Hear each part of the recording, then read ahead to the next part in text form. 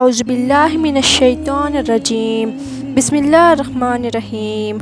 अल्लाह तबारक व तआला के नाम से शुरू जो बड़ा मेहरबान नहायत रहम करने वाला है।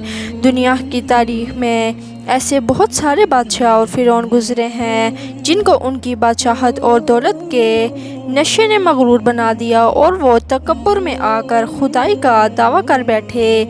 ये बदबख्त लोग अपनी बेशुमार मालो दौलत की वजह से तकब्बुर में आकर खुदाई का दावा कर बैठे और अल्लाह तबारक व तआला की वहदानियत को ललकारने लगे और माज़अल्लाह खुदा का दावा कर बैठे।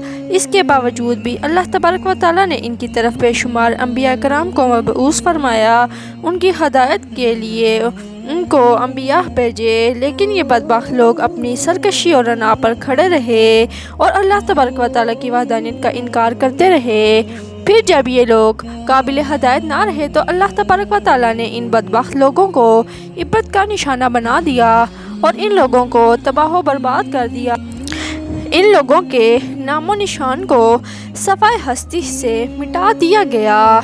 अल्लाह तबारक व तआला ने इन झूठे खुदाई के दावेदारों को ऐसी इबरतनाक मौत दी कि आज भी लोग इससे इबरत हासिल करते हैं। प्यारे दोस्तों, खुदाई का दावा करने वाले बख्तों में से एक बदबख्त शद्दाद भी था जिसने अल्लाह तबारक व तआला की वहदानियत को ललकारा, सरकशी और नाफरमानी करने लगा। प्यारे दोस्तों, शद्दाद कौन था और इसको किस तरह अल्लाह तबारक व तआला ने इस दुनिया में तबाह व बर्बाद कर दिया, किस तरह इसने दुनिया में अपनी जन्नत तैयार की और इसकी बनाई गई जन्नत कितने सालों में तैयार हुई और फिर अल्लाह तबारक व तआला ने इस बदबख्त को किस तरह दुनिया के लिए इबरत का निशान बना दिया। इस बदबख्त का अंजाम क्या हुआ और फिर भी इस तरह मलकुल मौत ने दर्दनाक तरीके से इनकी रूह कब्ज़ की। प्यारे दोस्तों, इन तमाम तर सवालात के जवाबात कुरान मजीद की रोशनी में आज इस वीडियो में हम आपको बताएंगे, लिहाजा आपसे गुजारिश है हमारी इस वीडियो को एंड तक देखिए। प्यारे दोस्तों, शद्दाद इस कौम की नस्ल में से था जो दुनिया के सबसे ताकतवर तरीन कौम थी, जिसको कौम आद कहा जाता है। इस कौम के बारे में अल्लाह तबारक व तआला कुरान पाक में फरमाता है कि इनके जैसे कौम ना अल्लाह तबारक व तआला ने इससे पहले पैदा किया, ना ही इसके बाद किसी कौम को पैदा किया गया। कौम आद अहकाफ के अंदर आबाद थी। अहकाफ ऐसी जगह थी जहाँ पर रेत की बहुत बुलंद और बाला टेले थे और अहकाफ का ये इलाका यमन और ओमान के दरमियान बिखरा हुआ था। कौम पर अल्लाह तबारक व तआला का ये खास करम था कि अल्लाह तबारक व तआला ने इस कौम को दुनिया की सबसे ताकतवर कौम बनाया था। इसके साथ साथ अल्लाह तबारक व तआला ने इस कौम को सरसब्ज़ व शादाब बागात व फिर मिक़दार में खेत अता फरमाए। इस कौम के पास बेशुमार जानवर थे, पीने का मीठा पानी। इसके अलावा अल्लाह तबारक व तआला ने इस कौम को बेशुमार नेमतों से नवाजा। इस कदर दौलत और नेमतों की फरमानी की वजह से ये कौम भटक गई, अल्लाह तबारक व तआला की नाफरमानी कौम हो गई और ये बाकी हो गए। इनकी हिदायत के लिए अल्लाह तबारक व तआला ने हज़रत हूद अलैहिस्सलाम को हुक्म से तबलीग करने के लिए भेजा। अल्लाह तबारक व तआला की वहदानियत की तरफ बुलाने लगे, लेकिन ये कौम अपने कुफ्र शिर्क से बाज ना आई और हज़रत हूद अलैहिस्सलाम का मजाक उड़ाने लगी। शद्दाद जो कि इस कौम और नस्ल का बादशाह था, इसका एक दूसरा भाई भी था जिसका नाम शदीद था। वो फोत हो गया। उसके फोत हो जाने के बाद सरदार ने हुकूमत संभाली। इस तरह ये दुनिया की सबसे ताकतवर कौम आद का बादशाह बन गया। प्यारे दोस्तों, शद्दाद एक वसी और आला सल्तनत का बादशाह था।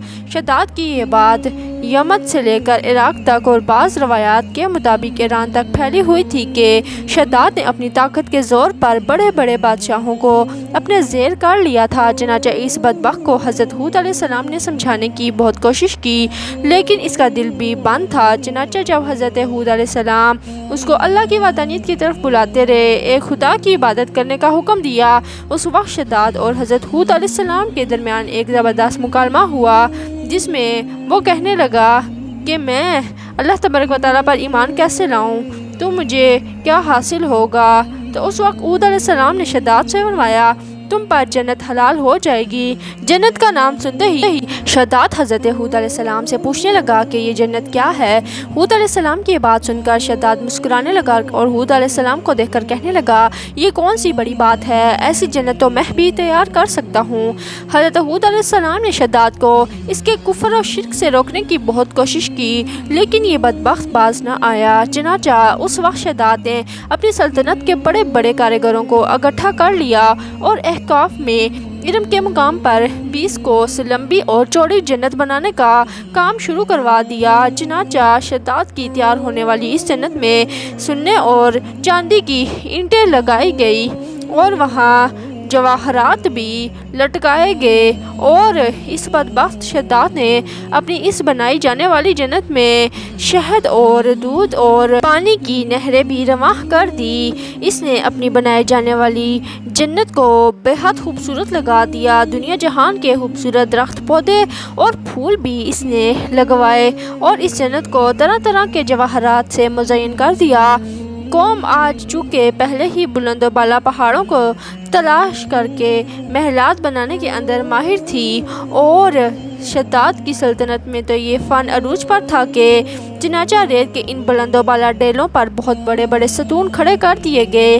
ان بلند ستونوں پر بڑے بڑے سونے اور چاندی کی عمارتیں بنا دی گئیں۔ شداد نے یہ فیصلہ کیا تھا کہ جب تک اس کی بنائی جانے والی جنت تیار نہ ہوگی اس وقت تک وہ اپنی جنت کے اندر داخل نہیں ہوگا اور اس وقت تک وہ بے صبری سے جنت کا مکمل ہونے کا انتظار کرنے لگا۔ شداد کی اس جنت کو تیار ہونے میں 12 سال لگے۔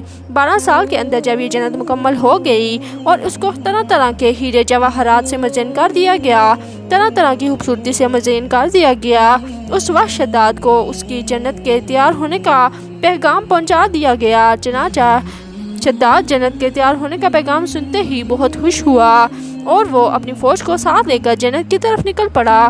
چنانچہ شداد ابھی جنت کے دروازے پر پہنچا ہی تھا کہ اس نے اپنے سامنے ایک ایسے شخص کو کھڑا دیکھا۔ شداد اس شخص کو دیکھتے ہی پہچان گیا، اپنے حواریوں سے کہنے لگا یہ شخص مجھے جنت میں داخل نہیں ہونے دے گا۔ اس وقت شداد کے حواریوں نے شداد سے پوچھا کہ یہ شخص کون ہے۔ اس وقت شداد بدبخت ملک الموت سے عرض کرنے لگا مجھے صرف اپنی جنت میں قدم رکھنے کی مہلت دے دی جائے، لیکن اللہ تبارک و تعالیٰ کی طرف سے مقررہ فرشتے نے جواب دیا کہ مجھے اللہ تبارک و تعالیٰ کی طرف سے حکم ہے کہ میں تجھے تمہاری جنت کے اندر قدم نہ رکھنے دوں۔ شداد ملک الموت علیہ السلام کے سامنے بہت رویا اور گڑ گڑایا، لیکن ملک الموت علیہ السلام نے اللہ تبارک و تعالیٰ کے حکم کی تعمیل کرتے ہوئے شداد کی روح قبض کر لی۔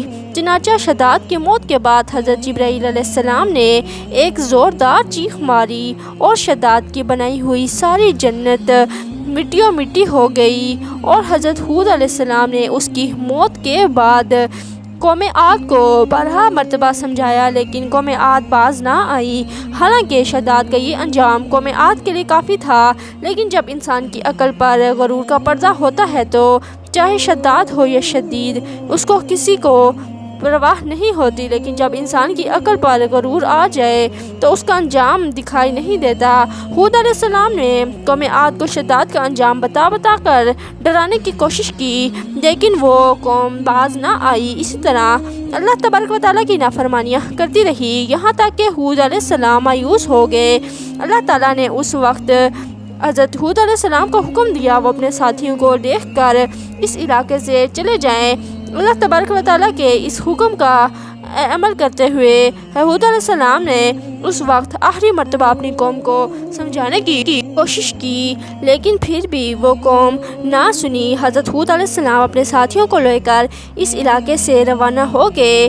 چنانچہ ان کے جانے کے بعد اللہ تبارک و تعالیٰ نے قوم عاد پر خوفناک آندھی مسلط کر دی۔ اللہ تعالیٰ نے قوم عاد پر خوفناک آندھی اور طوفان 7 راتیں اور 8 دن تک چلتی رہی یہاں تک کہ وہ پوری قوم اپنے بلند اور سونے اور چاندی کی عمارتوں سمیت زمین کے اندر دھنس گئی اور غرق کر دی گئی۔ اللہ تبارک و تعالیٰ نے اس قوم پر اس قدر دردناک عذاب نازل فرمایا کہ اس قوم کا نام و نشان باقی نہ رہا۔ جس وادی کے اندر بڑے بڑے بلند و بالا محلات تھے وہ تمام کی تمام وادی ایک ریت کے صحرا کے اندر تبدیل ہو گئی۔ قوم عاد کے اس علاقے کو اللہ تبارک و تعالیٰ نے اس طرح زمین کے اندر غرق کر دیا کہ وہاں پر صرف اور صرف ریت کے ٹھیلے بچے تھے اور کسی بھی چیز کا نام و نشان نہ بچا۔ پیارے دوستو، اس طرح اللہ تبارک و تعالیٰ نے شداد اور اس کی قوم کا عبرتناک انجام کیا اور ان لوگوں کو صفحہ ہستی سے مٹا دیا۔ اللہ تبارک و تعالیٰ سے دعا ہے کہ اللہ تبارک و تعالیٰ ہمیں ہمیشہ اپنے حضور کی عاجزی اور انکساری کے ساتھ زندگی گزارنے کی توفیق عطا فرمائے اور حضور اکرم صلی اللہ علیہ وآلہ وسلم کے بتائے ہوئے راستے پر چلنے کی توفیق عطا فرمائے۔ اگر آپ کو ہماری آج کی یہ ویڈیو پسند آئی ہو تو ہمارے چینل کو ضرور سبسکرائب کر دیجیے گا، بیل کے آئیکن کو ہٹ کر دیجیے گا۔ چلیے چلتے ہیں، اس ویڈیو کو اینڈ کرتے ہیں۔ اگلی ویڈیو تک اللہ حافظ۔